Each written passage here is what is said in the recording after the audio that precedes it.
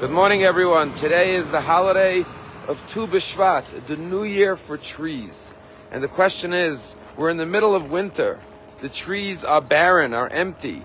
Nothing is growing, nothing is blossoming. There are no fruit on the trees. Why are we celebrating the new year for trees in the middle of the winter? Every holiday is usually observed on the occasion that it occurs. If anything, Tu B'Shvat should be in June time when the trees are blossoming. And the answer is that this holiday is very unique. Because in Israel, yes, it's the winter time and nothing is growing. But most of the rain has already fallen in Israel. Which means that the trees are filled with sap. Which means they have all the potential to begin blossoming and blooming with new fruit and new leaves and new foliage once the winter passes in the springtime. And therefore this is the unique holiday of Tu B'Shvat, where we celebrate the potential that already exists. And once the potential is there, we could already begin to celebrate. And that's why the holiday of Tu B'Shvat is associated with children. Because like little seeds that are going to grow into magnificent trees bearing so much beautiful fruit, when we look at a child, we have to realize that they're not just a child.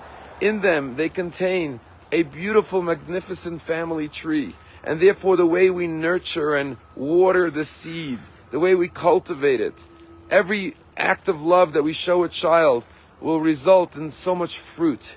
But we have to be able to see the potential in that child. As someone once said, don't count the seeds in the apple, count the apples in the seeds. Tu B'Shvat teaches us to appreciate the seeds that will grow and see the potential in everything around us. You know, today in Israel is the day that they give the midterm report cards for the year. And I think every child in Israel should get straight A's this midterm.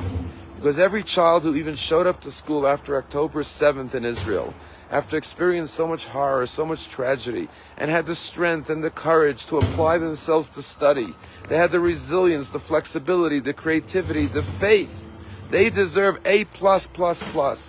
And not just the students deserve A+, but every teacher and every administrator and every parent. We often forget the toll that this war of October 7th, this horrific barbaric attack has taken on children. And not just children in Israel, but think about our children wherever they are. All they hear is the news and their parents and adults talking about hostages and murder and raping and beheadings. And they have to deal with this at such a young, tender age. So let us love our children, embrace them, and give them security and comfort, and realize these beautiful seeds are so strong and resilient. They can weather any storm. They can weather any cold winter. And yes, like the trees that right now look barren, look cold, look shriveled up, our children may have fear, and we may have fear now. But we know very soon we will begin to blossom and bloom like the beautiful fruit trees.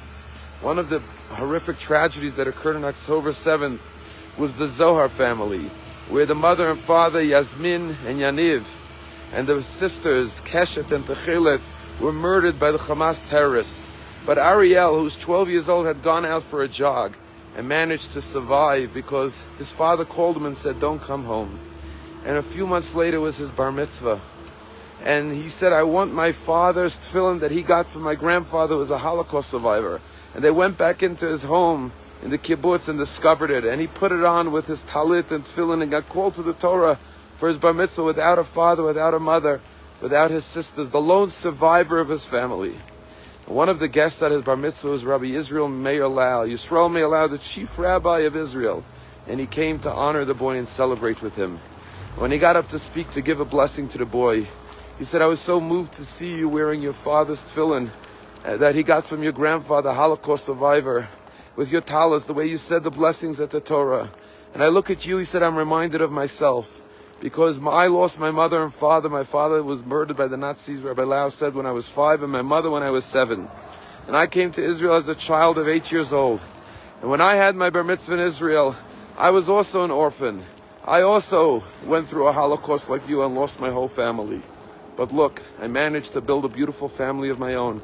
I managed to have children, grandchildren, and great-grandchildren.